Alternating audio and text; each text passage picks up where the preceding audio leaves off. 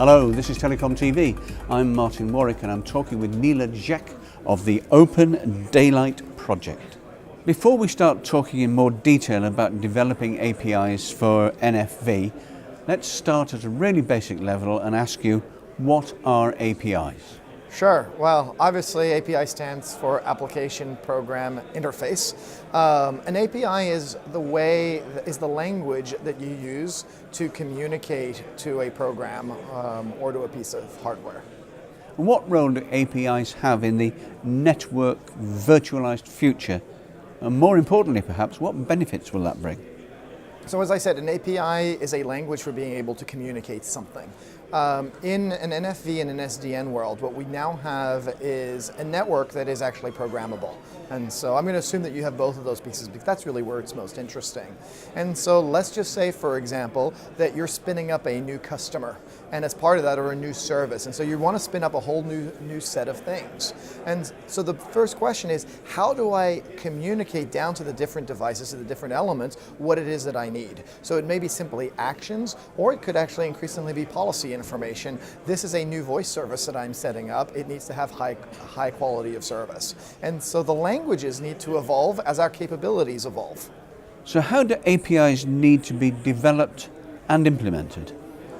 I think the first question has to be, what are you trying to achieve? I think sometimes people look at developing an API more kind of in the abstract, and what we've had, especially in the standards organization, the standards bodies, it's people who try to guess the way that the future would be, and we've had all these conversations around northbound APIs, and I think at their worst, they become an academic exercise. So in my view, really an API has to come in based on, I have a capability, I have the ability to do something, what language, what commands do I want to pass there? And this is actually where I think it's not just about APIs. If we look, the challenge that we have today in SDN and NFV is we don't yet know what exactly we want to do and how we're going to do it. We have many different implementations. We've got fragmentation. And so personally, I think we need to first really deliver the functionality and determine, right now, for example, we don't have a good way of capturing policy information in a policy repository and communicating that back down to the rest of, to the infrastructure. And so I think it's a little strange that we're having all these conversations around what APIs to have when we haven't developed the capability first.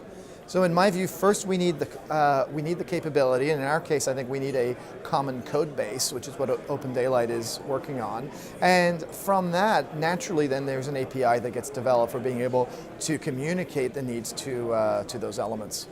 And what roles do telcos, vendors, developers and so on play in this API process?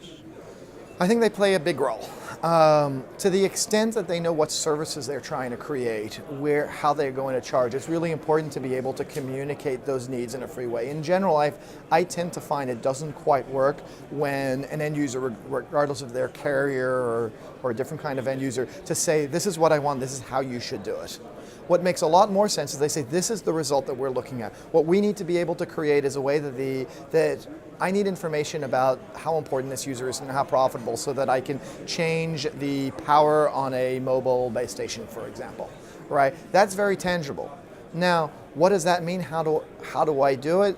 Then you can let the developers go figure that out. So I believe, one part is clearly communicate where do you see the profit motives and what does your infrastructure need to do to be able to support that.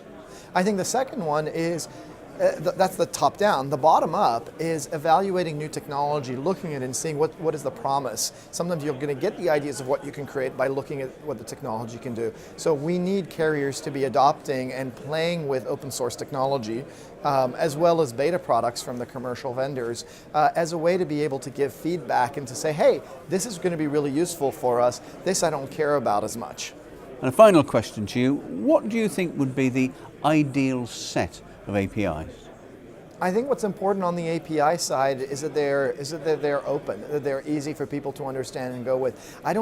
There's a lot of people who say we need one API, one way of doing things. I think what you really want is you want open functionality, and you want to make it very easy to be able to communicate through it. So I think that in an OpenStack way, the Neutron APIs are certainly critical. I think around service provider, there are a set of set of specific ones. I think the more important one is use REST where there isn't a performance implication. I think REST opens it up so that everybody can work on it. I think the other one key thing, and the industry needs to go away from it, right now there are a number of players that create proprietary APIs, closed APIs, internal APIs that they see and nobody else does. And you get a behavior where an engineer moves from one company to another, is told to do something, goes, I know how to do that. Oh, I know how to access it, but it's a private API.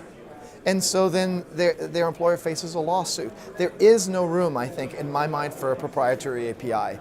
That is bad for customers, it's bad for the industry. We need to push people to create as many APIs, as many ways to be able to interact with the infrastructure and allow the end users to be able to code it themselves or to have other people to build value on top of platforms.